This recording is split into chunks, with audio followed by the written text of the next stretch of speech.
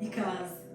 Uyu munsi mu gikoni tugiye guteka inkoko iryoshye itajanitse mu mavuta ko turi bukoreshe air fryer n'ibirungo bikeya. Nitwa Kamanzi Axel.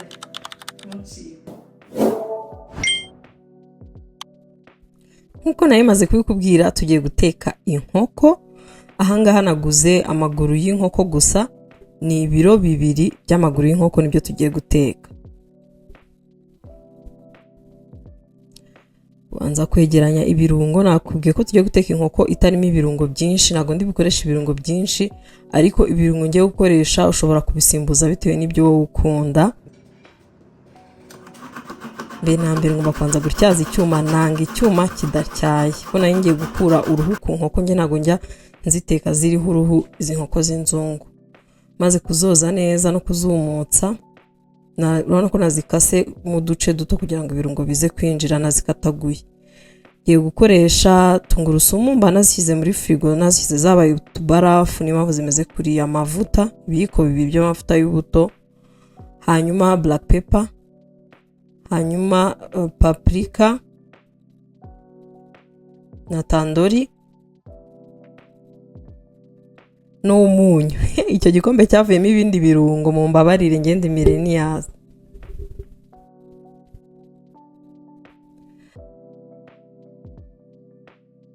Ibirungo mu kubyinjizamo neza bien fresh. Hangwa nabanje tungurusumu, mba naraziseye nkazikuramo utuntu tw'utubarafu, nkazibika muri freezer, nkagenda mfatamo utwo ngiye guteka. Hanyuma ndashyiramo n'ibindi birungo, hangwa gushyiramo umunyu. Ariko uko ndi bubikurikiranye ntabwo ari ngombwa ko ari kubikurikiranya, kuko ushobora no kwifata ukabishyiriramo rimwe, ukabishyira nko mu gisorori byose biri kumwe, warangiza noneho ukabivanga cyane. Nk'iyo uri bubimarine atari nkanjye gutya nabikoze ndi no kwihuta, sinigeze mbiha umwanya ngo bituze kubera yuko nakerewe natinze kubitegura. Ugomba gukoresha uko ushoboye ku buryo ibirungo byinjiramo neza, bikinjiramo bigahwana. Nubwo wenda tutari buze kugira umwanya wo kubireka ngo bimarine, ariko ugomba gukusa nk'ukoze ka massage gatoya kugira ngo unyuze hahandi wagiye ucagagura ibirungo bigende byinjiramo. Ukibuka ko niba ugiye kubikora nk'uko nguko utari gukora mu gisorori, ukibuka ko impande zombi zigomba kugerwaho n'ibirungo. Ibirungo byose nk'uko wabishyize ku ruhande rwo hejuru ukabishyira no ku ruhande rwo hasi, naho kongera ukamasa neza bikinjiramo. Izo tungurusumu ukazishyiramo, uwo munyu ukawushyiramo, izo paprika ugashyiramo n'iratandori, ariko nakubwiye ko ushobora kubihindura. Ubundi muri bino birungo byose ikirungo gikuru n'umunyu. Umunyu ntubure. Hanyuma niba ukunda gukuraho inkoko uruhu nkanjye, ukaza gushyiraho n'amavuta kugira ngo zitaza kuza zumagaye. Amavuta yo nyashyiraho nyuma nyine ngiye guteka. Naho ubundi ibindi byose ushaka kubihindura.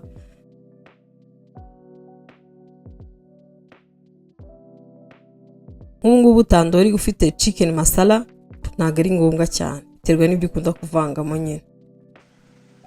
Ibirungo byose bimaze kwinjiramo neza, noneho reka duteke. Fata air fryer yawe ushyiremo za nyama. Rero ngewe nari mfite inyama nyinshi ariko nanze kuziteka kabiri, nzishyiramo ndazicucika, ariko ubundi byaba byiza zidacucikanye, nibwo ziza zumutse neza, kwa kundi zimeze nk'izifiritije.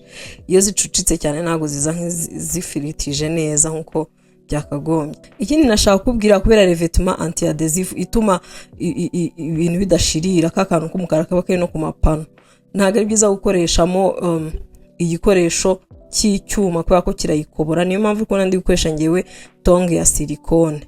Hanyuma noneho amavuta nyine uyasigaho nyuma. Ubundi ufite ka bottle spray, nge ntayo mfite, ukoresha uburoso nyine ngo nsanzwe mfite rwo nkoresha. Ako ufite ka bottle spray wa sprayinga utuvuta dukeya. Nakoresheje ikiko kimwe, ikindi kiko ndaza kugikoresha nyuma. Iyi air fryer yanjye ni automatique, ariko umuntu ashobora guhindura uko abishaka. Kubera ko ngiye guteka inkoko nyinshi ari ibiro 2, nanze gukoresha iriya minota baba bashyizeho.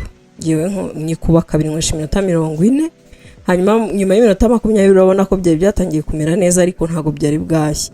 Nyuma y'iminota 20 nibwo noneho ngiye kuzihindura kugira ngo n'urundi ruhande narwo rushye nk'uko bikwiye.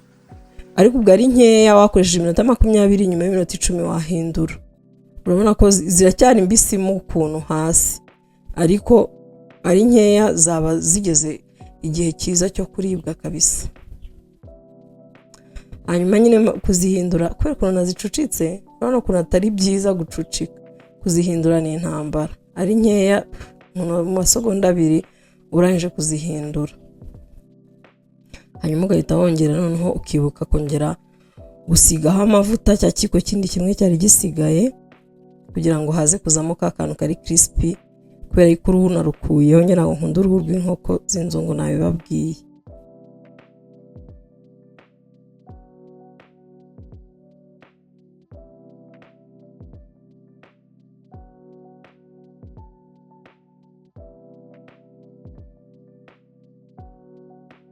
Usubizamo iminota yari isigaye yose, ndi gutekera muri degre 200. Hanyuma nyine ubundi iminota 40 ishize ubwo nari mpishije.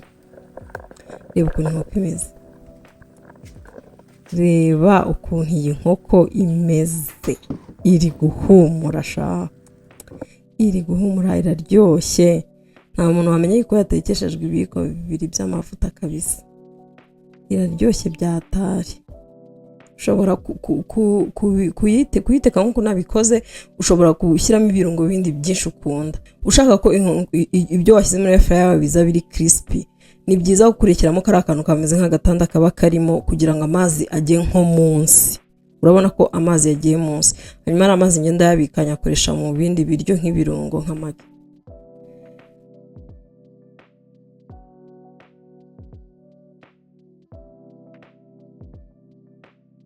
Ngewe iyi nkoko nayirishije umuceri n'imiteja, imirire iboneye. 1/2 cy'isahani akaba ari imboga, 1/4 ari umuceri, nakoresheje umuceri wa basmati, hanyuma ikindi 1/4 akaba ari inkoko. Turyoherwe cyane.